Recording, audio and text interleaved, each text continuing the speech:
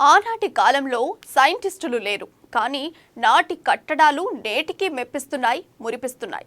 వారు కట్టిన కట్టడాలు నేటికి అద్భుతంగా ఓ మిస్టరీగా నిలుస్తున్నాయి.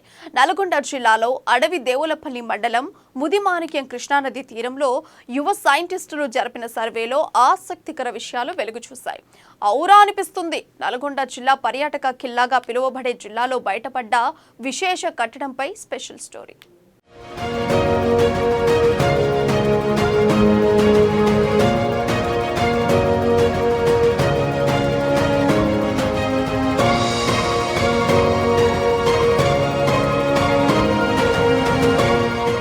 నల్గొండ జిల్లా అడవిదేవులపల్లి మండలం ముదిమాణిక్యం కృష్ణానది తీరంలో శివాలయం ఉంది. అయితే ఆ నది ప్రాంతంలో public research institute for history, archaeology heritage జరిపిన తాజా సర్వేలో సంచలన విషయాలు వెలుగులోకి వచ్చాయి. శివాలయం ఎదురుగా ఉన్న ఈనాటి 20 అడుగుల ధ్వజస్తంభమే ఆనాటి లైట్ హౌస్ గా పరిశోధకులు గుర్తించారు. కృష్ణానది తీరంలో ఒకప్పుడు సాగిన నౌకాయానానికి ఆ ధ్వజస్తంభం లైట్ హౌస్ గా ఉపయోగపడిందనేది సర్వేలో వెల్లడించారు. ఇది 389 ఏళ్ల క్రితమే కృష్ణానది తీరంలో ఏర్పాటు చేసినట్లు తెలుస్తోంది. గ్రామంలో పాత గుళ్ళు, పురాతనమైన గుళ్ళు ఎప్పటి నుంచో ఉండే 500 సంవత్సరాల క్రితం ఈ గుడికి స్తంభం ఒకటి ఉంది కృష్ణానది దగ్గర. ఆ దీపం వల్ల పడవలు, ఓడలు అవి నడిచేది కనుక ఇప్పుడు ఏమీ లేవు. ఊరు కూడా లైన్లో లేదు. ఆ గుడి ఆ శిథిలాలు అయిపోయినాయి మొత్తం. ఇప్పుడు బాగా చేస్తారేమని గవర్నమెంట్ ద్వారా ఏమన్నా మనకి ఈ సల్లకం ఆడిందంటే వెనక పెద్దలు చెబుతుంటే మేము కూడా విన్నాము. మీరు ఏమన్నా దయచేసి ఈ గుడిని బాగా చేసే పొజిషన్ ఉంటే చేయండి సార్ అని అంటున్నాం. దశాబ్దాల పాటు నౌక వాణిజ్యానికి కృష్ణానది రవాణా సాధనంగా వినియోగించారని నదీ తీరంలో ఆనాటి జాడను పలు ప్రాంతాల్లో పరిశోధకులు గుర్తించారు. వాడరేవుల జాడలను వెలుగులోకి తెచ్చారు. చీకటి వేళ సాగే నౌకలకు రేవుల జాడులు తెలిపేందుకు దీపపు స్తంభాలు ఉపయోగపడతాయి.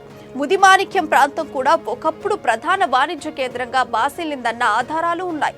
ఈ క్రమంలో ఇప్పుడు చిన్న దేవాలయం ముందు వెలుగు చూసిన దీపపు స్తంభం దశాబ్దాల క్రితం నౌకలకు లైట్ హౌస్ గా కూడా ఉపయోగపడి ఉంటుందన్న అంశం కొత్త పరిశోధనలకు ఊతమిస్తుంది. అతి పురాతనమైనటువంటి ముదిమాణిక్యం అనేటువంటి గ్రామము ఇది ఒకానొకప్పుడు చారిత్రాత్మకంగా మునుల మాణిక్యము అని ఒకప్పుడు చరిత్రలో కూడా ఉన్నది.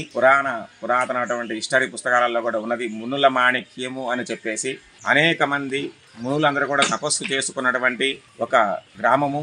అన్యథా ఒక కాలం నాటికి కృష్ణానది విభాగ ప్రాంతం కావటం వలన కృష్ణ ఉప్పొంగి ఆ ఊరు మొత్తం కూడా మునిగిపోయినది. తదనంతరం మళ్ళీ ఇప్పుడు వెలుగులోకి వస్తున్నది. అక్కడ శాసనాలు కొన్ని ఉన్నవి. సీతారామచంద్ర స్వామి వారి దేవస్థానంలో ఒక శాసనము, అలాగనే సోమేశ్వర స్వామి వారికి సంబంధించినటువంటిది, శివాలయానికి సంబంధించినటువంటి పవిత్రమైన కృష్ణానది తీరమునందు ఒక స్తూపం ఉన్నది. దాన్నే మీరు లైట్ హౌస్ గా అనుకుంటున్నారు. ఆ లైట్ హౌస్ కు సంబంధించినటువంటి దాంట్లోనే ఈ సోమేశ్వర స్వామి వారికి సంబంధించినటువంటి స్తూపం అది.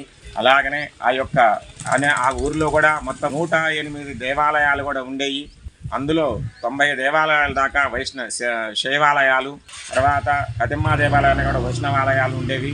ఇన్ని కూడా ఆ ఆలయాల ప్రకారంగా అక్కడ అనేకమైనటువంటి యజ్ఞ యాగాదులు కూడా ఒకప్పుడు జరిగినటువంటి ఒక కుగ్రామము. ఇక సర్వసాధారణంగా దేవాలయాల ముందు ధ్వజస్తంభాలు ఉంటాయి, కానీ దీపస్తంభాలు చాలా అరుదుగా కనిపిస్తాయి. చాలా చిన్నగా ఉన్న శివాలయం ముందు 20 అడుగుల ఎత్తులో ఈ దీపస్తంభం ఉండటం మరింత ప్రత్యేకంగా ఉంది. ఈ ఆలయం కృష్ణానది ఒడ్డుపై ఉండటం, అది ఒక ఓడ రవాణా మార్గంగా కొనసాగినందున అది నౌకలకు దారి చూపే లైట్ హౌస్ గా కూడా ఉపయోగించుంటారని దానిపై తమిళ భాష పదాలు కలిగి ఉన్నాయి. కొన్ని అక్షరాలు సైతం తెలుగులో శాసనం చెక్కి ఉన్నాయి. 1635 జూన్ 1 సోమవారం రోజున ఈ శాసనం వేయించినట్టు శిలా శాసనాలపై చెక్కబడి ఉంది. కానీ విశ్వనాథ మందిరానికి దీపస్తంభంగా దీనిని వాలి మునులయ్య కుమారుడు కొలినేడు ఏర్పాటు చేయించారని, దీనిపై శాసనాన్ని ఇడుపులపాటికి చెందిన ముదిరాజు నర్సయ్య వేయించారని అందులో లిఖించబడి ఉంది. మాది ముదిమాణిక్యం గ్రామం. అప్పుడు రాసిన, ఇది పూర్వకాలంలో రాసినది ధ్వజస్తంభం శాసనం. దీని మీద డేటు 1/5/9/4 దీని డేటు. ఈ ఊరు పురాతనం నుంచి మునులు ఏలిన ఊరని, ఈ గ్రామానికి మునిమాణిక్యం అని పేరు. శివాలయం ఉంది.